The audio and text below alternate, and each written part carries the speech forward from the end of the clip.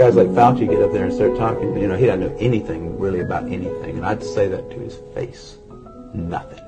The man thinks you can take a blood sample and stick it in an electron microscope, and if it's got a virus in there, you'll know it. He doesn't understand electron microscopy, and he doesn't understand medicine. He should not be in a position like he's in. Most of those guys up there on the top are just total administrative people, and they don't know anything about what's going on at the bottom. Those guys have got an agenda, which is not what we would like them to have, being that we pay for them to take care of our health in some way. They've got a personal kind of agenda. They make up their own rules as they go. They change them when they want to, and they smugly, like Tony Fauci, does not mind going on television in front of the people that pay his salary and lie directly into the camera. You can't expect the sheep to really respect the best and the brightest. They don't know the difference, really.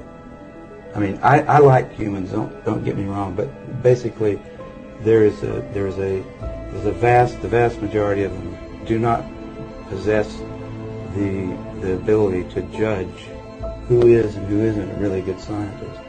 I mean, that's a problem. That's a main problem, actually, with science, I'd say, in this century, because science is being judged by people. Funding is being done by people who don't understand it. Okay, who do we trust? Fauci? Fauci doesn't know enough to, If Fauci wants to get on television with somebody who knows a little bit about this stuff and debate him, he could easily do it, because he's been asked. And I've had a lot of people, president of the University of South Carolina asked Fauci if he'd come down there and debate me on stage in front of the student body, because I wanted somebody who was from the other side to come down there and balance because I felt like, well, these guys can listen to me, but I need to have somebody else down here that's going to tell me the other side. But Fauci didn't want to do it.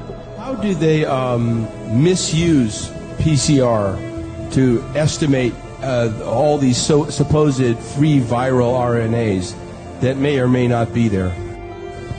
I think misuse PCR is not quite.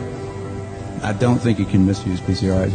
The results, the interpretation of it. See, if you can say, if they could find this virus in you at all, and with PCR, if you do it well, you can find almost anything in anybody. It starts making you believe in the sort of Buddhist notion that everything is contained in everything else, right? I mean, because if you can amplify one single molecule up to something that you can really measure, which PCR can do, then there's just very few molecules that you don't have at least one single one of them in your body, okay? So that could be thought of as a misuse of it, just to claim that it's meaningful.